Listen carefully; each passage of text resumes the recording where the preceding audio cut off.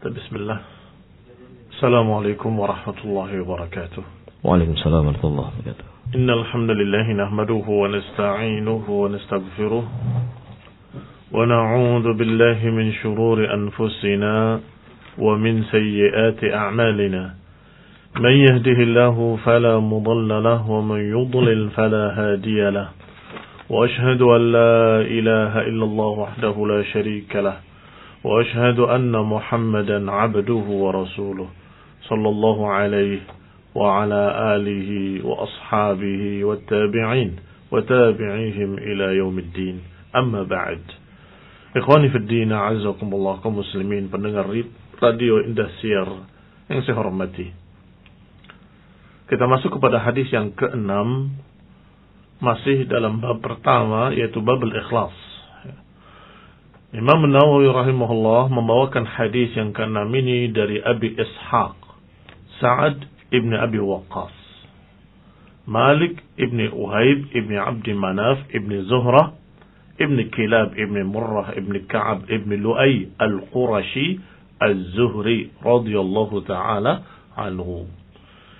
Itu hadis dari sahabat yang mulia yang kunyahnya Abu Ishaq.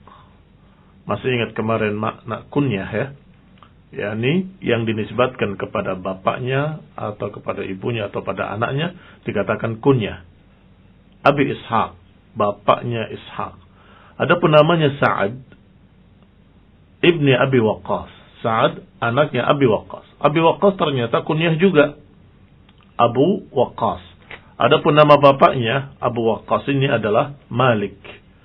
Maka disebutkan di sini oleh beliau an Abi Ishaq Sa'ad ibn Abi Waqqas.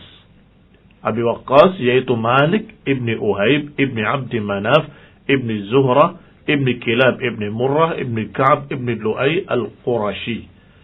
Al-Qurashi nisbah kepada Quraisy, artinya dari suku Quraisy. Az-Zuhri juga disebutkan dari pecahan Quraisy, yakni Bani Zuhrah. Radhiyallahu ta'ala anhu. Sahabat yang masyhur, ma'ruf, kita semua kenal nama ini, Sa'ad ibn Abi Waqqas. Salah satu dari 10 sahabat yang dipersaksikan oleh Rasulullah SAW sendiri dengan jannah. Maka dikatakan di sini ahad al-ashrah al-mashhud lahum bil jannah, atau yang biasa kita kenal al-mubasysyirina bil jannah. Salah satu dari 10 orang yang diberitakan oleh Nabi bahwa dia penduduk surga. Abu Bakar fil jannah, wa Umar fil jannah, wa Uthman fil jannah, wa Ali fil jannah, wa Sa'ad fil jannah, wa Sa'id fil jannah. Kata Nabi, orang-orang ini disebutkan namanya satu persatu, semuanya ahli surga.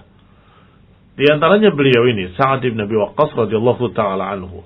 Beliau berkata, radhiyallahu ta'ala anhu, ja'ani Rasulullah SAW ya'uduni ama hajjatil wada'. Kata beliau, Rasulullah SAW pernah datang kepadaku, menengok aku. Jadi menengok beliau ketika sakit. Ama hajjatil wada', yaitu di masa haji terakhir, haji perpisahan. Min waja'in ishtadda bi, karena satu sakit yang menimpa aku, yang dikatakan ishtadda bi, sangat dahsyat aku rasakan. Fakultu, maka aku katakan pada Rasulullah SAW ketika beliau menengokku, ya Rasulullah, inni qad balagha bi minal waj'i ma tara. Ya Rasulullah, sesungguhnya aku telah mencapai tingkat sakit yang seperti ini sebagaimana kau lihat. Wa ana dzu malin wa la yarisuni illa ibnatun li. Sedangkan aku ini orang yang punya banyak harta, sedangkan pewarisku hanya satu anak perempuan.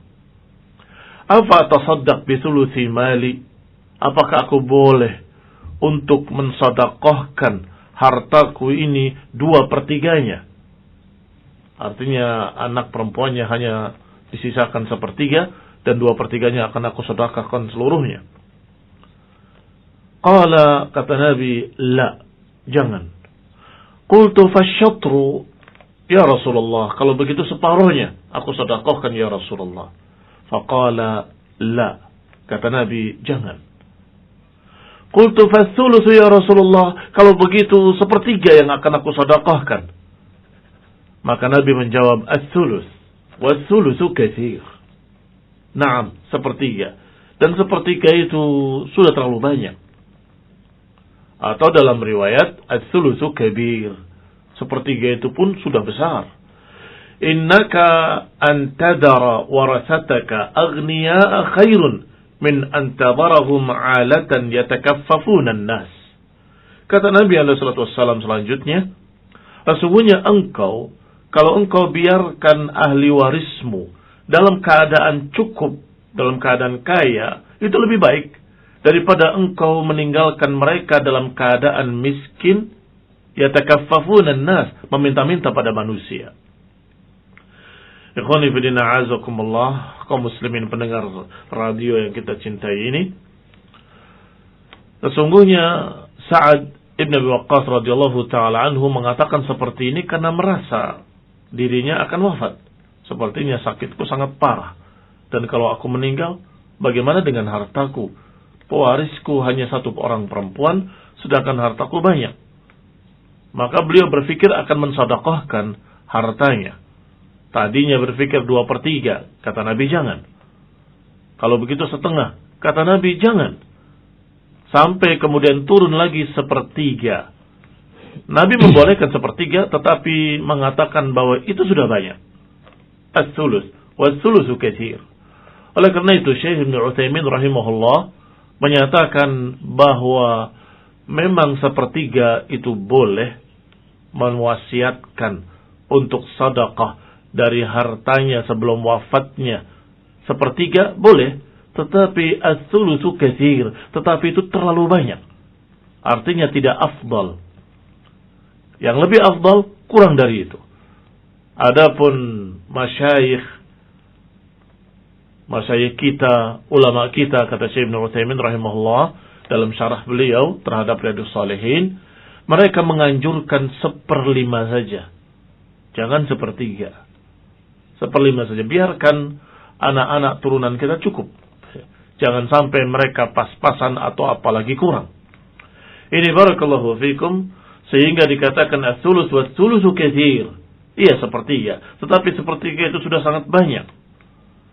Kemudian Nabi menasihati, kalau engkau meninggalkan anak turunanmu dalam keadaan kaya, dalam keadaan cukup, itu lebih baik daripada engkau tinggalkan mereka dalam keadaan miskin, meminta-minta pada manusia.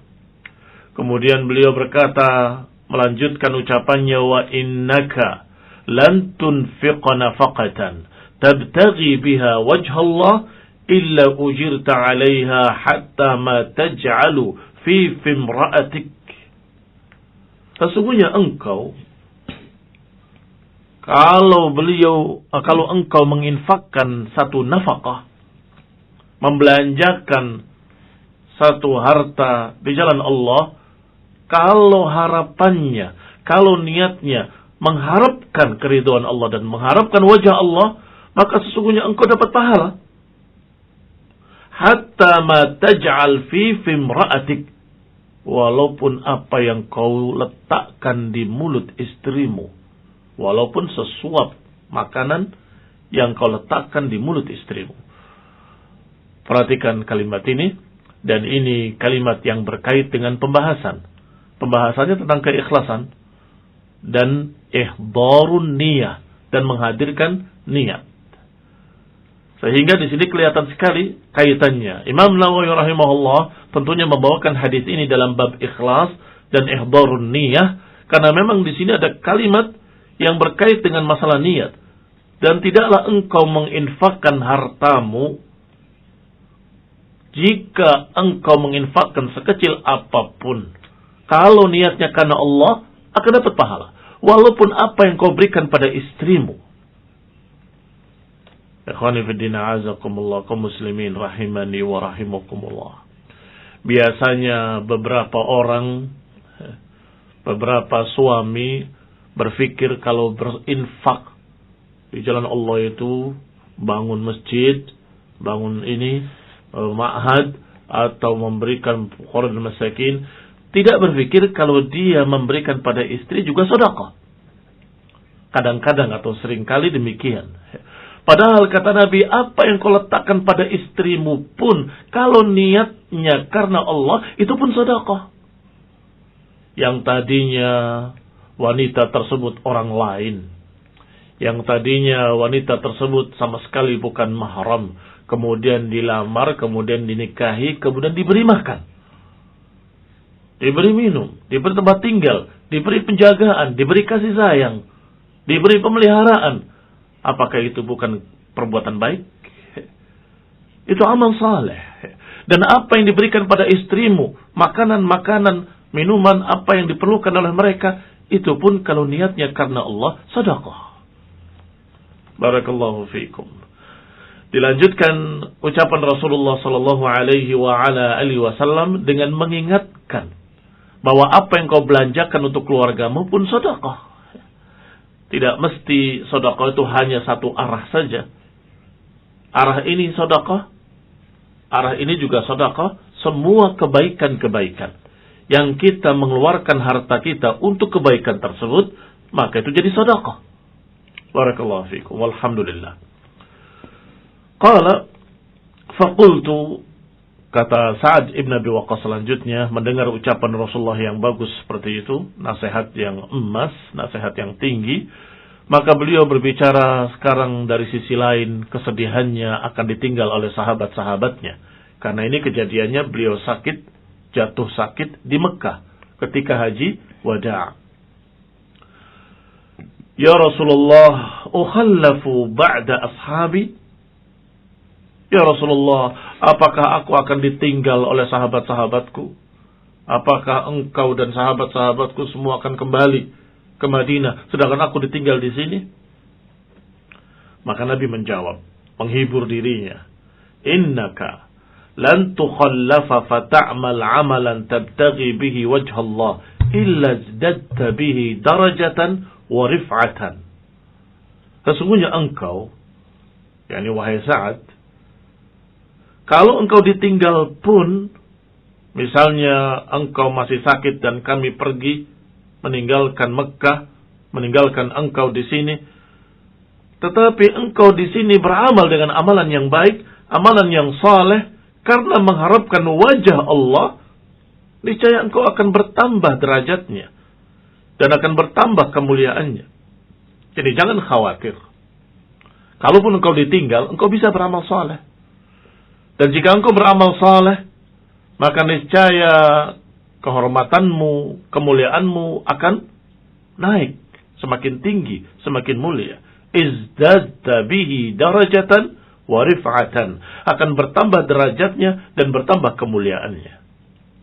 Ini menghibur dirinya bahwa kalaupun ditinggal engkau masih bisa mendapatkan pahala dan kemuliaan dengan amal saleh. Wala'allaka an tukhallafa hatta yantafi' biha aqwamun wa yudurra bika akharun.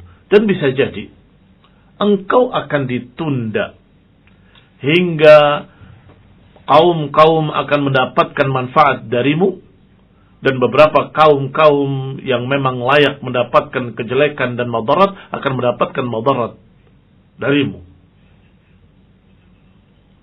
Ini ikhwan fillah azakumullah, perlunya kita mendapatkan bimbingan dari para ulama, karena ternyata kalimat tukhallaf dengan ukhallaf, walaupun lafadznya persis, dalam artian asal katanya persis, dengan kha, lam dan fa, khallafa, tetapi maknanya berbeda. Yang pertama, ukhallafu ba'da ashabi, apakah aku akan ditinggal ya Rasulullah oleh sahabat-sahabatku? Maknanya ditinggal ke Madinah. Tetapi yang kedua, kalimat Nabi, bisa jadi engkau akan ditinggal, maknanya akan dibiarkan oleh Allah, tidak diwafatkan dengan sakitnya itu. Berarti ini apa? Kabar gembira dari Rasulullah SAW bahwa engkau akan sembuh.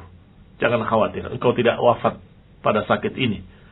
Ternyata benar apa yang diucapkan Rasulullah SAW, karena memang itu adalah wahyu dari Allah Subhanahu wa taala. Maka Sa'ad ibn Waqqas masih hidup setelah itu, bahkan sehat, bahkan sempat berjihad lagi dan berperang lagi fi sabilillah. Yang artinya kaum muslimin mendapatkan manfaat dari beliau dan orang-orang kafir mendapatkan madarat. yakni dengan jihadnya beliau melawan mereka. Ikhwan ibn a'azakumullah, artinya yang layak mendapatkan kebaikan dari Sa'ad ibn Abi Waqqas, dan yang layak mendapatkan kejelekan ini orang kafir yang memusuhi, yang menghalangi dan sebagainya, mereka mendapatkan ba's dari Sa'ad ibn Abi Waqqas juga. Inilah makna ucapan Rasulullah SAW dengan kalimat innaka lan tukhallafa fata'mal amalan tabtaghi bihi wajh Allah. Alhamdulillah, ketika saya melihat bahwa kalimat tukhallaf ini sama, tetapi kalimat yang kedua tukhallaf fata'mal amalan tabtaghi ila akhirih, ternyata kata Syekh Ibnu Utsaimin rahimahullah bahwa kalimat tukhallaf yang ini berbeda makna dengan tukhallaf yang di atas. Tukhallaf yang pertama tadi, engkau kalaupun ditinggal oleh sahabat-sahabatmu dan engkau bisa beramal saleh, akan menambah derajatmu, akan menambah kemuliaanmu walaupun ditinggal. Sedangkan yang kedua, dan engkau akan ditinggal, maknanya akan dibiarkan hidup oleh Allah Subhanahu wa taala, dan engkau akan memberikan manfaat kepada sekian banyak kaum dan akan memberikan kejelekan pada sekian banyak kaum yang lain. Allahumma amdi li ashabi hijratahum. Kemudian Nabi mendoakan dengan doa yang sangat mulia, ya Allah, lanjutkan, langsungkan untuk sahabat-sahabatku hijrah mereka. Wala taruddahum ala aqabihim, dan janganlah kau kembalikan mereka, janganlah engkau palingkan mereka. Lakinil ba'is Sa'ad ibn Khawlah, tetapi yang sungguh sangat disayangkan adalah Sa'ad ibn Khawlah. Kenapa Sa'ad ibn Khawlah? Yarsilahu Rasulullah SAW, Rasulullah menyebutkan sangat disayangkan karena beliau meninggal di Mekkah. Jadi yang namanya hijrah, betul-betul hijrah ke Madinah dan kemudian menjadi penduduk Madinah sampai wafatnya di Madinah. Itu hijrah yang sempurna. Sehingga wajar kalau Sa'ad ibn Waqqas khawatir dia meninggal di Mekkah dan ditinggal oleh sahabat-sahabatnya. Tetapi Rasulullah SAW memberikan kabar gembira, wa innaka, dan sesungguhnya engkau, wala'allaka an tukhallaf, dan bisa jadi engkau akan dibiarkan oleh Allah, ini akan dibiarkan hidup, tidak wafat saat ini, hingga bermanfaat kaum muslimin dengannya dan mendapatkan madarat orang-orang kafir denganmu. Allahumma amdi, ya Allah, sempurnakanlah, lanjutkanlah, langsungkanlah untuk sahabat-sahabatku hijrahnya mereka. Tetapi yang sangat sayangkan adalah Sa'ad ibn Khawlah karena dia meninggal di Mekkah. Wallahu ta'ala alam, demikian ringkasnya hadis ini. Walhamdulillah, apa yang telah dibahas mudah-mudahan bisa dipaham. Dan hadis ini muttafaqun alaih Bukhari wa Muslim, yang artinya disepakati kesahihannya oleh Imam Bukhari dan juga Imam Muslim ibn Hajjaj rahimahumullah ajma'in.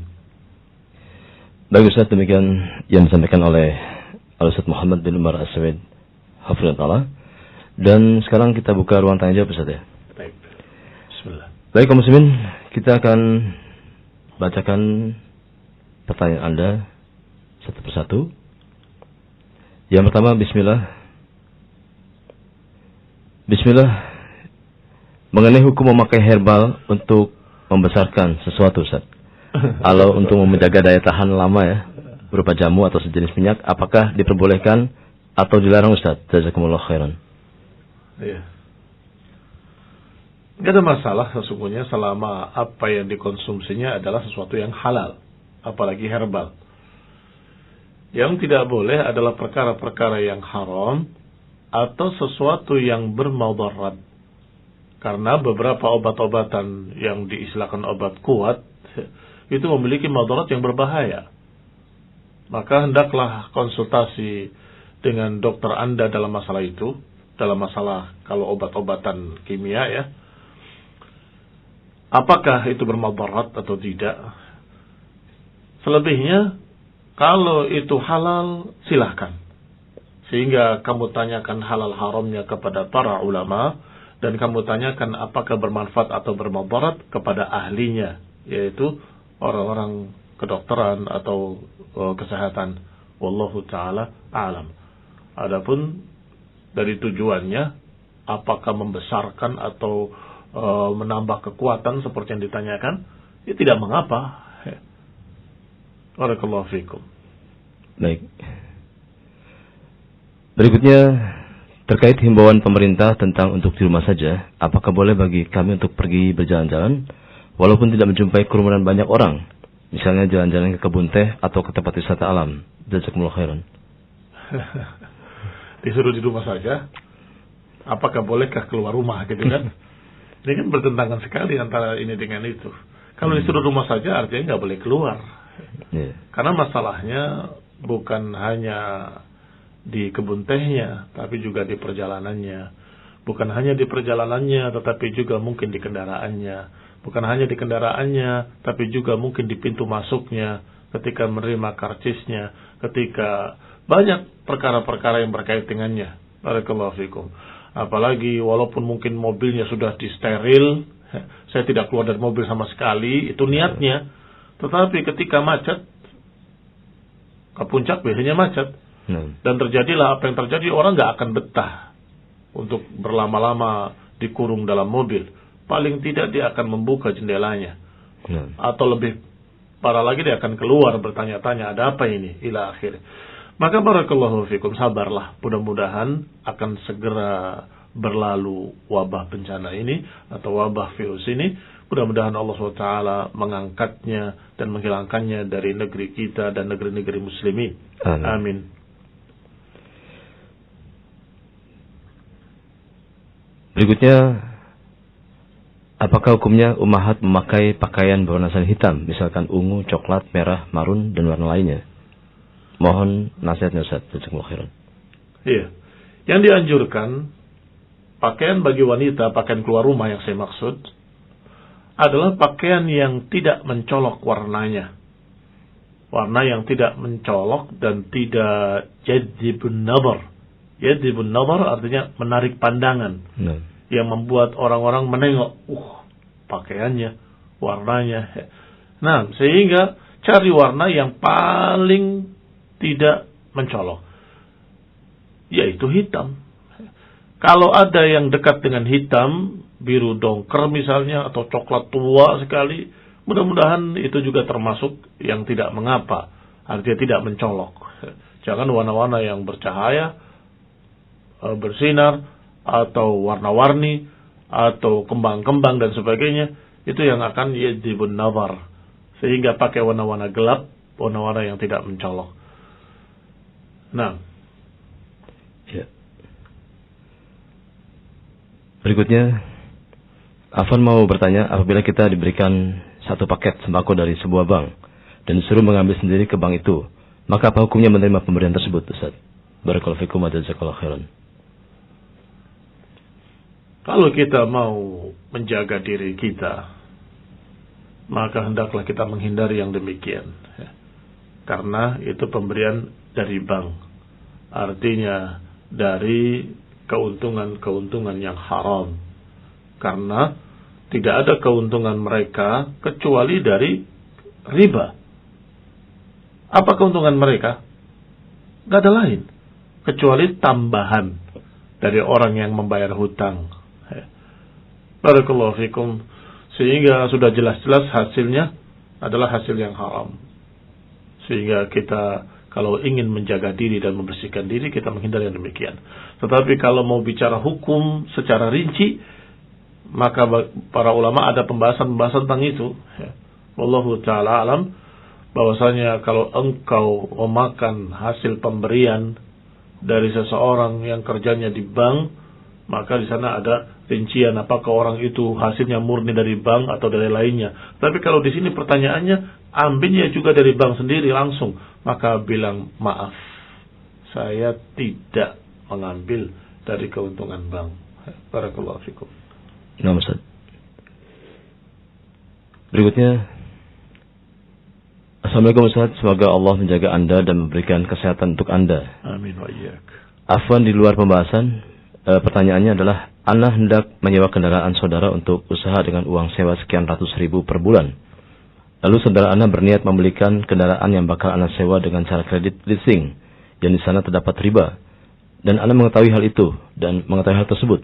Apakah Ana mendapatkan dosa riba juga atau bagaimana Ustaz? Mohon penjelasannya. Jazakallahu khairan. Itu ada dua transaksi yang berbeda.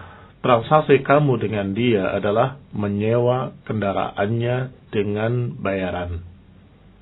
Maka itu transaksi yang sah, transaksi yang halal. Silahkan menyewa mobil dari siapapun, maka dengan bayaran tadi yang disepakati, maka itu adalah perkara yang sah, perkara jual beli yang sah. Yang kedua, transaksi orang tersebut, saudara kamu tadi ketika membeli mobil, dia dengan cara riba. Maka itu transaksi yang tidak boleh, yang dilarang karena mengandung unsur riba. Taib, apa kewajibanmu dalam hal ini sebagai penyewa yang sungguhnya nggak berkait dengan transaksi yang kedua ini, transaksi riba ini? Maka kewajiban kita hanya menasehati dia. Pak, sebaiknya jangan pakai yang demikian, atau jangan pakai cara-cara riba. Ila akhirnya. Selesai. Adapun transaksi pertama sudah sah, tidak ada masalah. Kamu menyewa mobil dari saudaramu itu, ataupun engkau menyewa kendaraan dari rental-rental yang ada sekarang, hampir semuanya mereka membelinya secara kredit dengan riba. Barakallahu fikum. Sehingga kita tidak tahu menau dengan apa yang mereka beli. Yang jelas kita memberikan uang untuk uang sewa mobil yang kita pakai. Selesai. Barakallahu fikum. Adapun kalau tahu dia berbuat sesuatu yang jelek, maka kewajibannya hanya menasihati. Man ra'a minkum munkaran falyughayyirhu biyadihi. Kalau tidak bisa atau tidak mampu, maka dengan lisannya. Kalau tidak mampu, maka dengan hatinya, artinya benci. Saudara saya ini masih begini terus ya, sifatnya.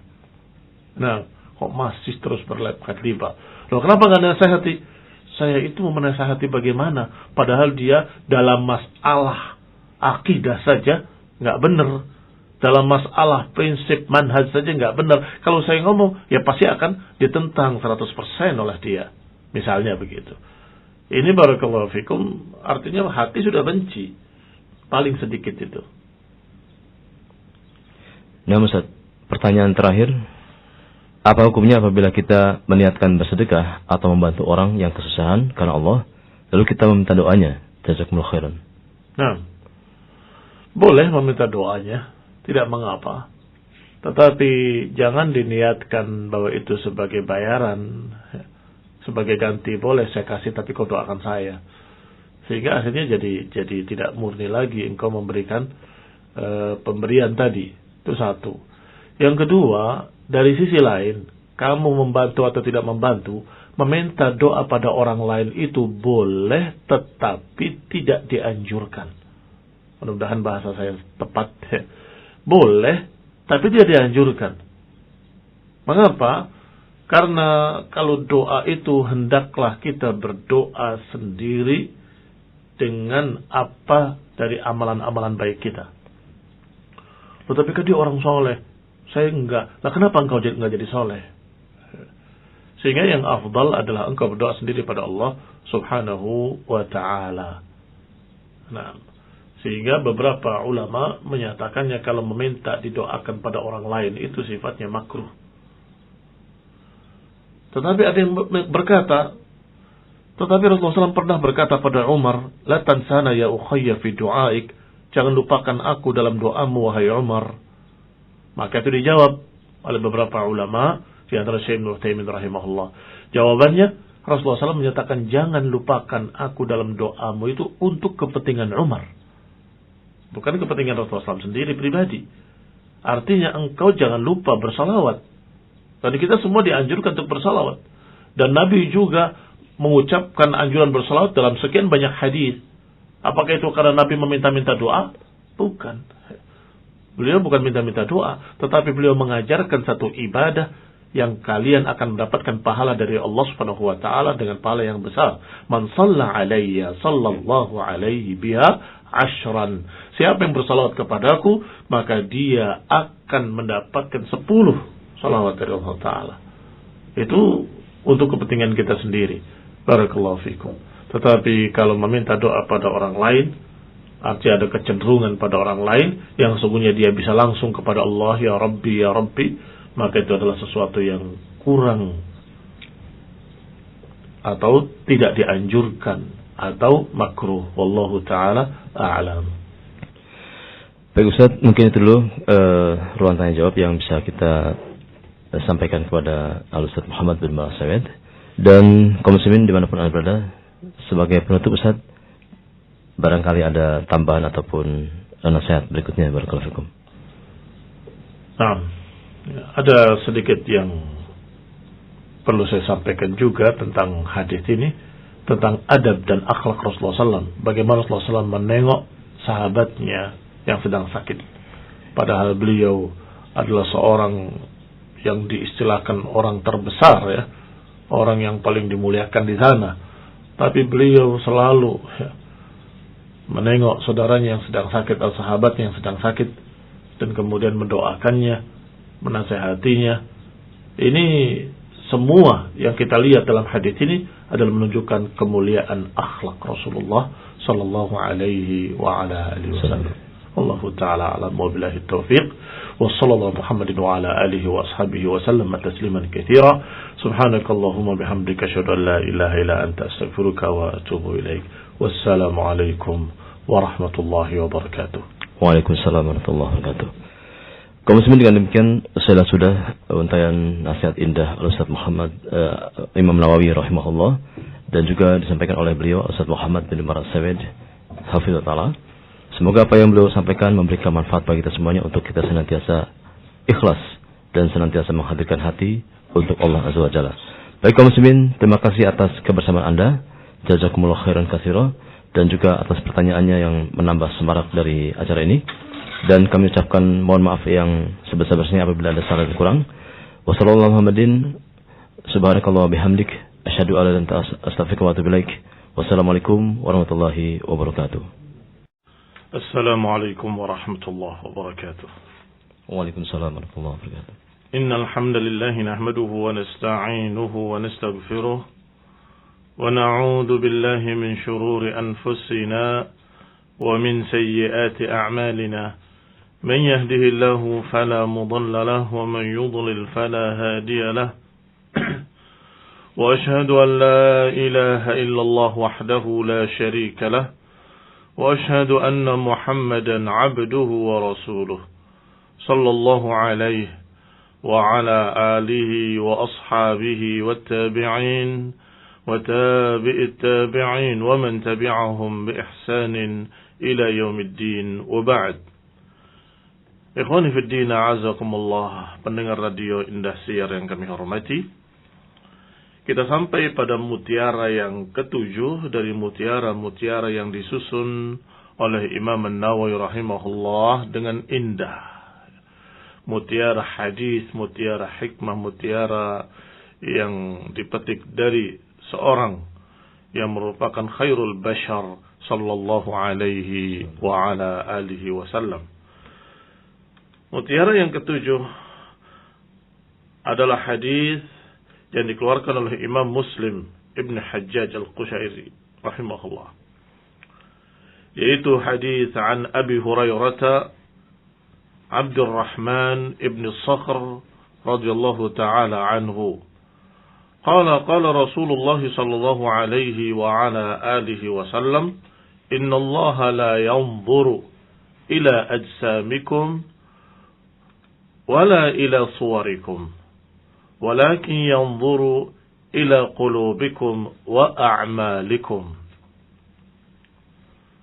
Diriwayatkan dari Abi Hurairah radhiyallahu taala anhu, sahabat yang mulia yang dikenal dengan kunyahnya yaitu Abu Hurairah. Adapun namanya diperselisihkan dalam sekian banyak pendapat, dan diantaranya yang paling terkenal atau paling rajih adalah nama Abdurrahman ibn Sakhr radhiyallahu taala anhu. Beliau berkata, bersabda Rasulullah sallallahu alaihi wa ala alihi wasallam, "Inna Allah la yanzuru ila ajsamikum wala ila suwarikum, walakin yanzuru ila qulubikum wa a'malikum." Kata Nabi alaihissalatu wassalam, sesungguhnya Allah tidak melihat pada badan-badan kalian atau tubuh-tubuh kalian. Tidak pula melihat pada bentuk-bentuk rupa kalian. Tetapi Allah akan melihat ke hati-hati kalian dan perbuatan-perbuatan kalian. Demikian ucapan Rasulullah sallallahu alaihi wa ala alihi wasallam, kalimat yang ringkas, padat tapi bermakna luas. Itulah yang dijuluki dengan jawami'ul kalim. Jawami'ul kalim adalah perkara yang istimewa atau perkara yang merupakan kekhususan, keistimewaan yang Allah berikan pada Rasulullah sallallahu alaihi wa ala alihi wasallam. Sehingga beliau pernah berkata, "U'titu khamsan lam yu'tahunna ahadun minal anbiya'i qabli." Sesungguhnya aku diberi 5 yang tidak diberikan pada orang-orang sebelumku atau pada nabi-nabi sebelumku. Disebutkan satu persatu. Di antaranya beliau berkata dalam salah satu lafadznya, "U'titu jawami'ul kalim." Aku diberi jawami'ul kalim. Ini ucapan-ucapan yang ringkas, padat, hanya beberapa kalimat, kulaimat qalilah, tetapi maknanya Masya Allah sangat luasnya. Seperti kalimat ini, Allah tidak lihat bentuk rupa kalian, tetapi Allah melihat hati kalian dan perbuatan kalian. Ini kulaimat, sedikit sekali kalimatnya, mudah dihafal, tetapi maknanya Masya Allah akan berkait dengan segala pembahasan-pembahasan fiqh maupun akidah.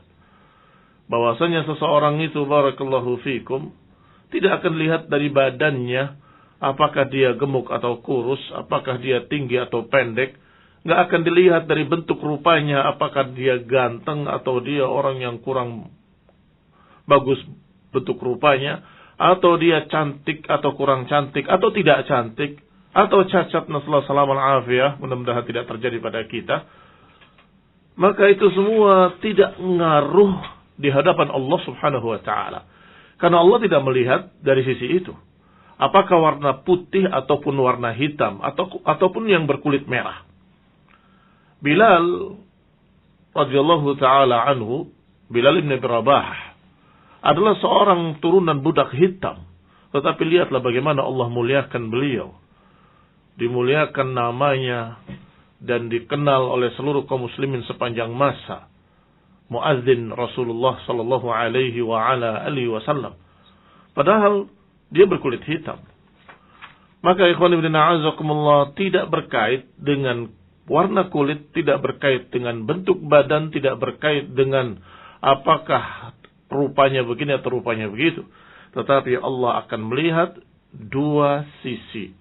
Hati-hati kalian dan perbuatan-perbuatan kalian. Kalau hatinya baik, perbuatannya baik, maka dialah orang yang saleh. Tetapi kalau perbuatannya jelek, hatinya jelek, maka tentunya dia orang yang taleh. Orang yang jelek pula. Walaupun paras rupanya elok, walaupun paras rupanya sangat cantiknya, sangat gantengnya, badannya istilahnya proporsional, tetapi tetap dia adalah orang yang busuk, orang yang jelek. Karena hatinya busuk, demikian pula perbuatannya busuk. Kaum muslimin, pendengar radio Indosiar yang saya hormati, berarti di sini hadis ini sangat berkait dengan judul bab, yaitu keikhlasan. Wa ihdharun niyah, keikhlasan dan menghadirkan niat, dan juga berkait dengan segala perkara yang disebutkan menghadirkan niat dalam seluruh amalan-amalan yang tampak maupun tidak tampak. Karena qulub yang dikatakan yanzuru ila qulubikum, melihat hati-hati kalian, artinya melihat bagaimana niatnya, bagaimana keikhlasannya, untuk siapa dia berbuat, untuk siapa dia beramal. Maka dua perkara ini tidak bisa dipisahkan. Kalau ada ucapan atau beberapa pemahaman bahwa yang penting itu hati, yang penting itu hati, itu saya sering mendengarnya dari masyarakat kaum muslimin. Udahlah, Allah nggak lihat pakaian kalian, nggak lihat semuanya, yang dilihat itu hati. Ya. Maka saya akan katakan padanya kurang tepat, karena hati disebut dalam hadis ini tidak sendirian. Disebutkan ila qulubikum wa a'malikum. Catat itu. Memang Allah tidak melihat bentuk rupa, tidak melihat penampilan, tidak melihat pakaian, tidak melihat warna, tidak melihat bentuk rupa atau warna kulit. Tetapi Allah melihat dua sisi, bukan hanya hati. Walakin yanzuru ila qulubikum wa a'malikum. Tetapi melihat hati-hati kalian dan perbuatan-perbuatan kalian. Artinya, kalau perbuatannya sudah baik, Masya Allah, amal saleh, maka dilihat pula hatinya. Apakah ikhlas atau tidak ikhlas? Untuk siapa dia beramal? Karena siapa dia berbuat? Maka itu akan menentukan apakah amal itu menjadi amal yang diterima atau amal yang ditolak. Kalau tidak ikhlas, akan ditolak. Kalau niatnya bukan karena Allah, nggak akan dicatat sebagai amal saleh. Tapi sekarang sebaliknya. Hatinya ikhlas. Hatinya jujur. Betul-betul dia ingin beribadah pada Allah satu-satunya dan tidak untuk yang lain. Tetapi ketika beramal, dia tidak mencontoh Rasulullah SAW. Dia bikin sendiri. Dia karang sendiri. Dan dia berbuat sesuatu yang sama sekali bertentangan dengan sunnah Rasulullah SAW. Kemudian ditanya, kamu kok menyelisihi sunnah? Orang itu menjawab, yang penting kan niatnya baik. Apakah itu cukup? Tidak cukup. Mengapa? Karena itu baru satu sisi. Hadis ini menyebutkan dua sisi, bukan satu sisi. Hatinya baik atau niatnya baik, sudah bagus. Tetapi ketika menerapkannya dalam bentuk nyata, dalam bentuk amalan, perbuatan, maka hendaklah mencocoki ajaran Rasulullah sallallahu alaihi wa ala alihi wasallam, mencocoki sunnah, mencocoki apa yang diajarkan oleh Nabi alaihi wasallam dan apa yang dipahami oleh para sahabatnya ridwanullah alaihim ajma'in. Sehingga dengan itu, kaum muslimin yang saya hormati, hendaklah kita memegang hadis ini sebagai dasar, sebagai prinsip utama bahwa setiap apapun yang kita kerjakan, lihat dua sisi. Pertama, apakah kita ikhlas atau tidak ikhlas? Kalau belum ikhlas, upayakan supaya kita ikhlas karena Allah Ta'ala. Yang kedua, amalannya apakah cocok dengan sunnah? Apakah sesuai dengan ajaran Rasulullah SAW? Kalau belum, maka upayakan untuk memperbaikinya dan mencocokkan dengan sunnah Rasulullah sallallahu alaihi wa ala alihi wasallam. Adapun masalah zahir, bentuk rupa, bentuk badan, warna kulit, maka itu tidak berkait. Allah tidak melihat dari sisi itunya. Barakallahu fikum. Ada pertanyaan dari beberapa orang, bagaimana dengan hadis yang nanti akan terjadi, kata Nabi, wa yadhhar fihi musiman, akan muncul di sana orang-orang gemuk yang begini, dan kemudian dicerca oleh Rasulullah SAW dan dikatakan dengan kalimat-kalimat yang jelek. Barakallahu fikum. Disebutkan siman di sini, kata para ulama, bukan hanya gemuk fahasab, tetapi orang itu hubbud dunya, yang dipentingkan hanya perutnya, yang pentingnya dipentingkan hanya hawa nafsunya, yang dipentingkan hanya urusan perut. Maka inilah yang dicerca. Adapun kalau orang itu orang yang hatinya saleh, amalannya juga saleh, kemudian dia Allah takdirkan badannya gemuk, Masya Allah, tidak ada masalah. Apakah perbuatan sesuai dengan sunnah? Sesuai dengan sunnah, selesai. Tetapi yang disebutkan dalam hadis tadi adalah seperti yang disebutkan dalam hadis lain tentang hadis atau isyarat tentang pengingkar-pengingkar sunnah. Kata Nabi SAW dalam hadis yang dikeluarkan oleh Imam Hakim rahimahullah fi mustadrakihi wa sahhahu wa wafaqahu adz-Dzahabi, kata Nabi SAW, yushik, sebentar lagi akan muncul rajulun syab'an ala arikatih, sebentar lagi akan muncul seorang yang gemuk, kenyang, bersandar di dipan-dipannya, di singgasananya atau di mebel-mebelnya. Atahu hadithun min hadithi, datang kepadanya hadis dari hadis-hadisku, mimma amartuhu au nahaitu, dari apa yang aku perintahkan atau aku larang.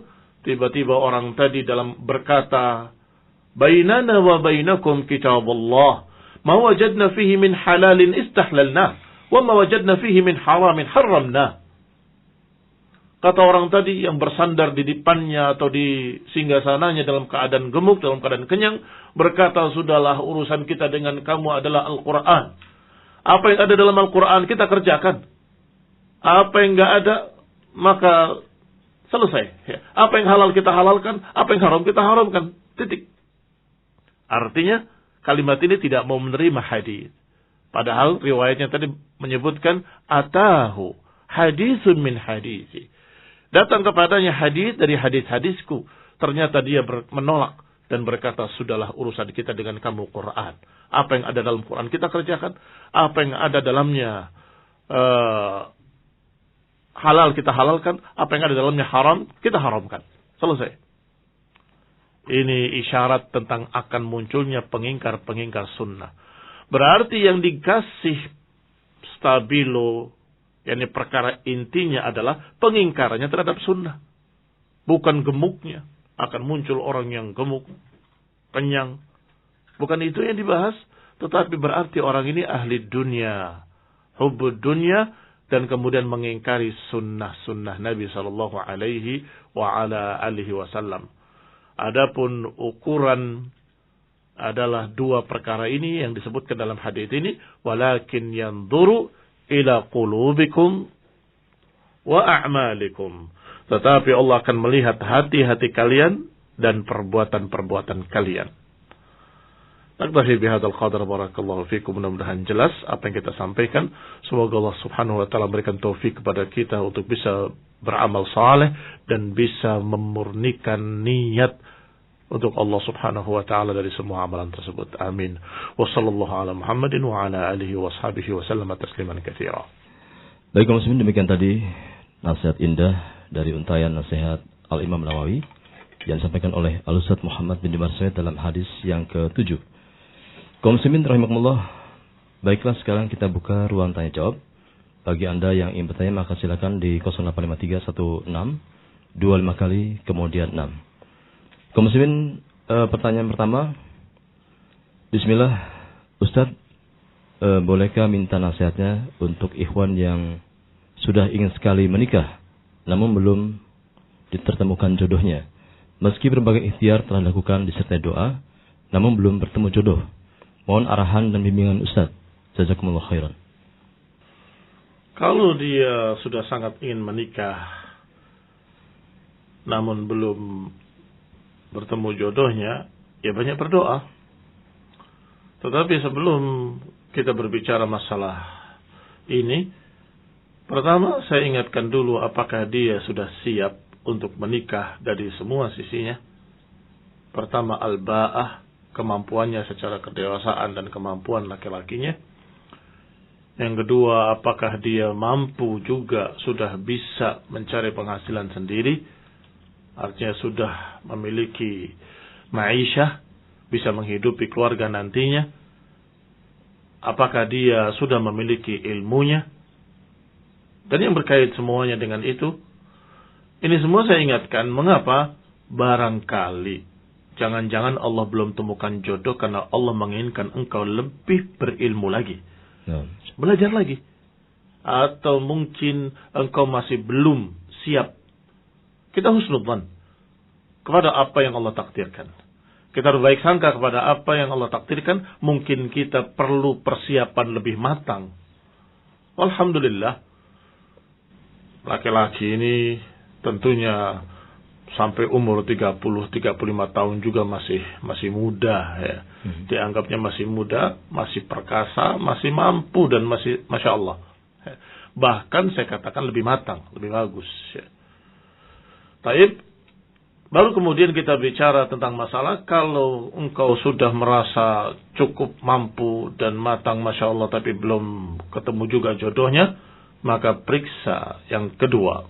Tadi yang pertama, kembali kepada kita, barangkali kita belum siap, Allah belum berikan jodohnya.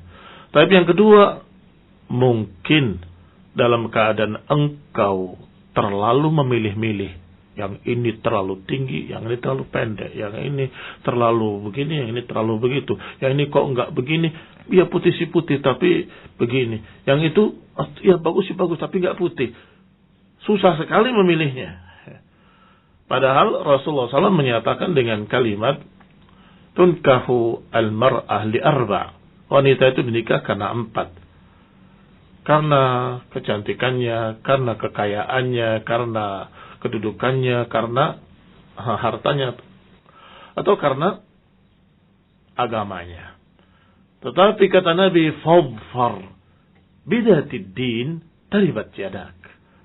Ambillah yang bagus agamanya, kalau enggak celaka kamu. Artinya disuruh oleh Nabi untuk menjadi patokan utama adalah din, agama. Dan catatan pentingnya yang perlu saya sampaikan bahwa agama bukan ilmu yang dihafal. Kebanyakan orang salah mengira bahwa din adalah ilmu agama yang dihafal. Sehingga saya sudah ambil hafidhoh, sudah ambil dari lulusan ini, ternyata enggak karuan dia. Namanya din itu adalah yang diamalkan pada dirinya. Sehingga tidak cukup dengan dia punya ilmu tinggi. Tetapi tanyakan pada orang sekitarnya, tanyakan pada keluarganya, tanyakan pada orang yang kenal dengannya, bagaimana dia salihah atau tidak. Bagaimana pengamalan agamanya, bagaimana akhlaknya, itu din. Sehingga sering di dalam ucapan-ucapan dalam bahasa Arab, dalam ucapan para ulama, kalimat din dengan ilmu dipisahkan. Dipisahkan dalam artian mereka akan berkata kalau mensifati seorang, Masya Allah, lahu ilmun wa din. Lahu ilmun wa din. Dia punya ilmu dan punya agama.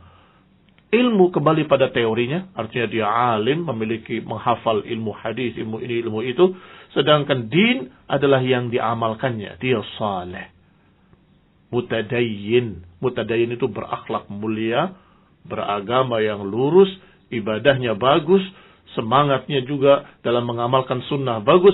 Itu yang dimaksud din. Fadfar bidatid din taribat yadak. Yang lainnya kurang lebih. Karena apa? Karena manusia. Kalau manusia itu ada saja kekurangannya. Kalau mau cari yang sempurna, nanti carilah bidadari di akhirat. Maharnya adalah qiyamul lail. Maharnya adalah qiyamul lail. Salat malam. Itu baru sempurna.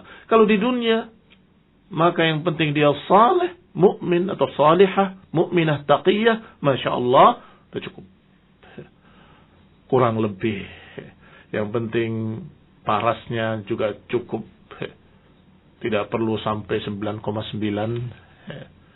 Demikian pula tinggi pendeknya, gemuk kurusnya. Itu insya Allah, kata orang Witing Tresno jalalan soko kulino. Mudah-mudahan benar melafadzkannya. Artinya kalau urusan itu sering ketemu, jadi cinta, jadi suka. Apalagi ketika melihat akhlaknya yang tidak cantik jadi cantik. Karena akhlaknya baik. Sebaliknya kalau akhlaknya tidak baik, yang tadinya cantik, sebaliknya jadi tidak cantik. Melihatnya muak, menyebalkan. Mengapa? Karena akhlaknya tidak baik. Sehingga akhlak itu utama. Itu yang kedua. Jangan terlalu rumit mencarinya. Harus ini, harus ini, harus ini, harus ini. Saringannya itu terlalu rapat. Dia nggak dapat. Nah, melonggarkan sedikit. Standarnya diturunkan. Ya, turun sedikit aja. Yang penting agamanya bagus gitu. Oh, Masya Allah. Nah, kemudian Ustaz, bismillah, ingin bertanya Ustaz. Yang pertama, kita boleh menceritakan pemberian orang lain kepada tidak kepada kita. Sebaliknya, bolehkah kita menceritakan kebaikan kita kepada orang lain? sebagai rasa senang kita telah melakukan kebaikan. Apakah ini akan menghilangkan keikhlasan? Dan yang kedua, zakat harta Ustaz, apakah nisabnya emas atau perak? Jazakallahu khairan. Wah, pertanyaan langsung dua. Ustaz. Baik. Adapun yang pertama sudah kita singgung kemarin kalau tidak salah beberapa pertemuan yang lalu, bahwa menceritakan kebaikan kita pada orang lain itu tergantung niat menceritakannya. Kalau niatnya riya, ingin dipuji, sum'ah, ingin didengar dan seterusnya, maka itu akan mengurangi keikhlasan, jelas. Akan mengurangi keikhlasannya. Tetapi kalau menceritakannya karena sesuatu hal yang lain yang memang baik, seperti agar memberikan teladan pada yang mendengarkan, atau menjadikan sebagai suri teladan, atau menjadikan sebagai motivasi, maka mudah-mudahan tidak mengapa. Banyak ucapan-ucapan demikian terucap dari para sahabat atau para ulama setelahnya. Barakallahu fikum. Baik. Yang berikutnya. Yang berikutnya Ustaz, sebentar Ustaz. Ini masih ada dua, masih ada yang kedua. Maksudnya jawaban saya yang berikutnya. Paham Ustaz. Tetapi sebelum yang kedua ya, masih yang pertama pertanyaannya, di sini kita juga melihat sisi lain yang tiba-tiba terdengar atau terbisik di benak saya. Kalau kebaikan pada orang lain itu sesuatu yang orang lain yang kamu beri tidak suka, atau bahkan terhina, sebaiknya jangan diceritakan. Misalnya, kita niatnya baik sungguhnya. Jadi sudah syarat pertama kita punya. Niatnya baik, bukan riya. Tetapi ingat, orang yang diberi oleh kamu jangan-jangan tidak mau. Tahu si fulan. Si fulan itu saya yang memberikannya. Saya yang memberikan rumahnya. Dia akan menjadi malu. Ini juga perlu diperhatikan. Barakallahu fikum. Adapun yang kedua, zakat harta, nisabnya emas atau perak, yang saya tahu adalah emas, barakallahu fikum, 9, sekian gram emas, atau 90 sekian gram emas. Itu nisabnya harta. Jadi apapun bentuk hartanya, apakah itu uang dan lainnya, maka dihitung dengan itu. Memang ada pendapat yang menyatakan bahwa nisabnya adalah perak. Wallahu ta'ala alam. Standar yang dipakai sekarang ini, sejak dulu malah sampai sekarang ini adalah emas. Standar ukurnya. Barakallahu fikum. Tetapi kalau kamu punya perak, ya diukur dengan perak. Tetapi kalau ada emas, diukur dengan emas. Kalau ada uang, diukur dengan apa? Nah, inilah yang terjadi perselisihan dengan emas atau dengan perak.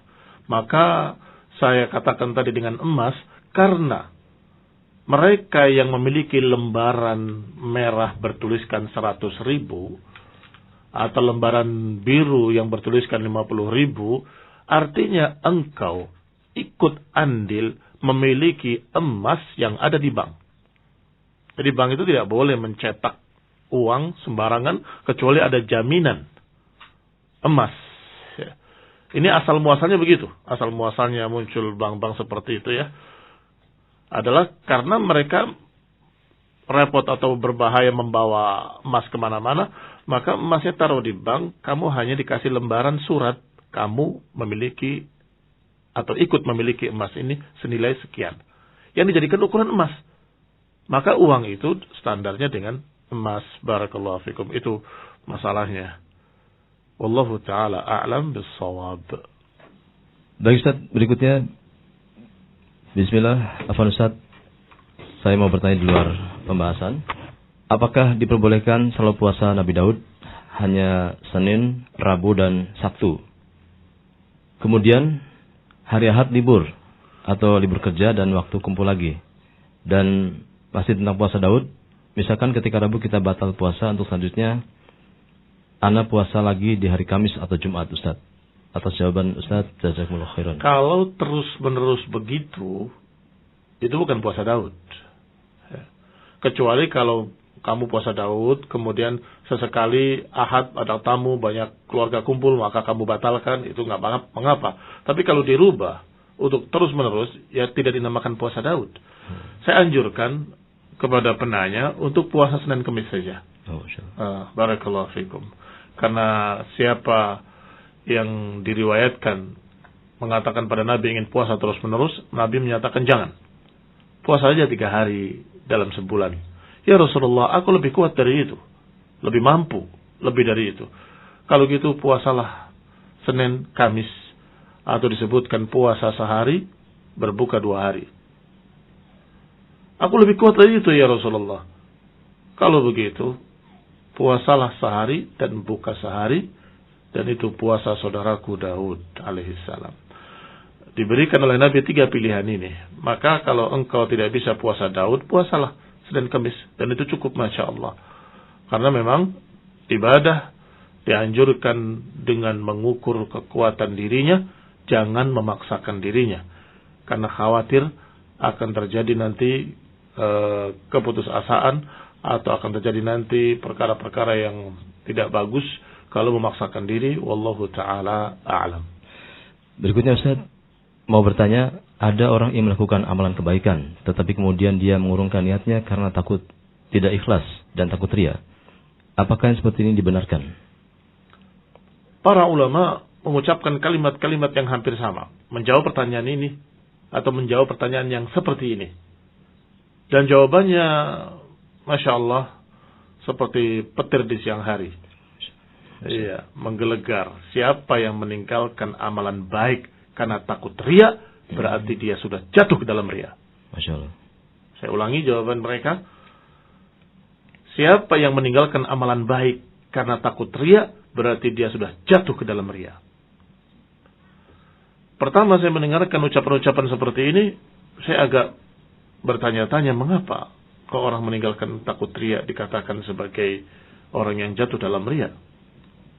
Ya, ini betul-betul jawabannya tegas sekali.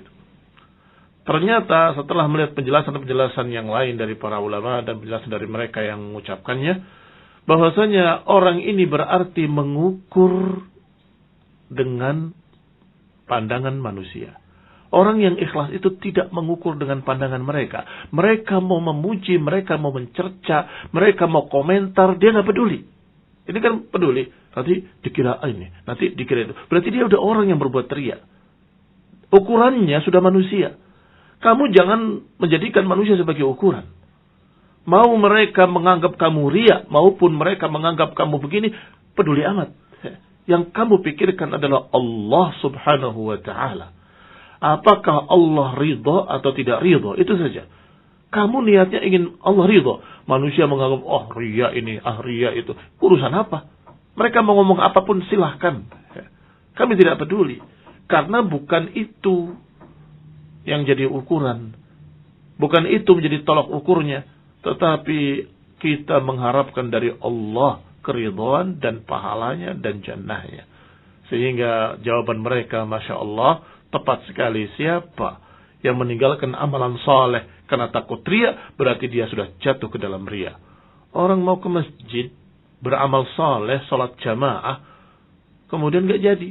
Kenapa? Takut ria, nanti takut dipuji sama mereka. Emang kalau dipuji kenapa? Ya nanti saya ria. Lalu ria itu dalam hatimu. Mereka memuji ataupun tidak memuji, kalau hatimu ikhlas, tetap ikhlas. Bahkan pujian-pujian mereka, kata Nabi SAW, adalah bushral mu'minil ajil. Kabar gembira yang disegerakan oleh Allah SWT.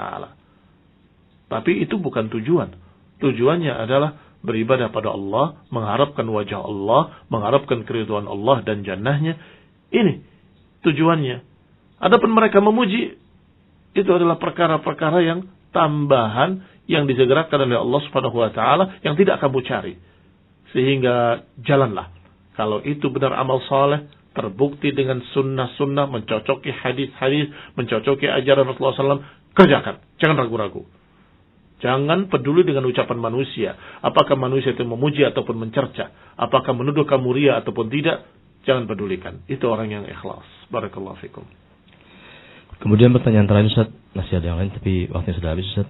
Bismillah. Assalamualaikum Ustazuna Muhammad Hafizahullah. Apakah seorang yang pergi bekerja di atau ke negeri asing untuk memenuhi keperluan keluarganya, kemudian qadarullah meninggal di tengah-tengah perjalanan, apakah terhitung syahid ataukah tidak? Jazakumullah khairan. Nah, jenis syahid itu ada macam-macam. Walaupun siapa yang meninggal karena tenggelam dikatakan syahid, siapa yang meninggal karena terkena reruntuhan maka dia syahid, karena siapa yang meninggal karena berjuang untuk keluarganya juga dikatakan syahid dan sebagainya. Itu semua disebut dengan istilah mendapatkan pahala syahid. Wallahu ta'ala a'lam, tetapi berbeda dengan syahid yang terbunuh dalam jihad fisabilillah. Wallahu ta'ala a'lam.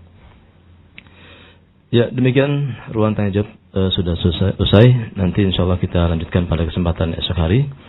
Jazakumullah khairan Ustaz, dan barangkali sebagai penutup terkait dengan hadis yang ketujuh Ustaz, silakan Ustaz. Barakallahu.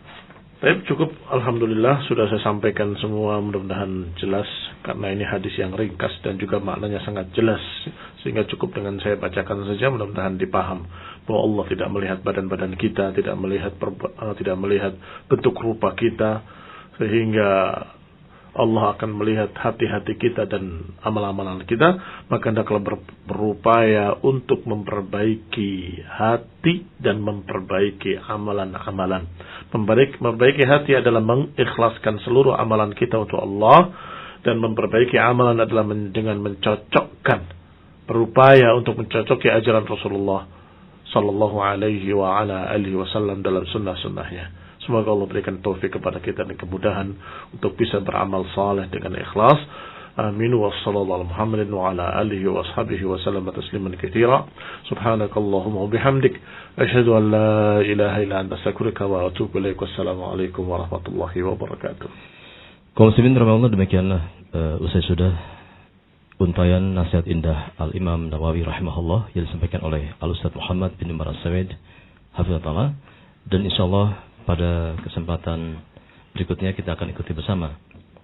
Kaum muslimin dimanapun Anda berada, terima kasih atas atensi Anda ataupun pertanyaan Anda. Semoga akan menambah semangat acara ini, dan kami mohon maaf atas salah dan kurangnya. Akhir kalam kami ucapkan wassalamualaikum warahmatullahi wabarakatuh. Wassalamualaikum warahmatullahi wabarakatuh.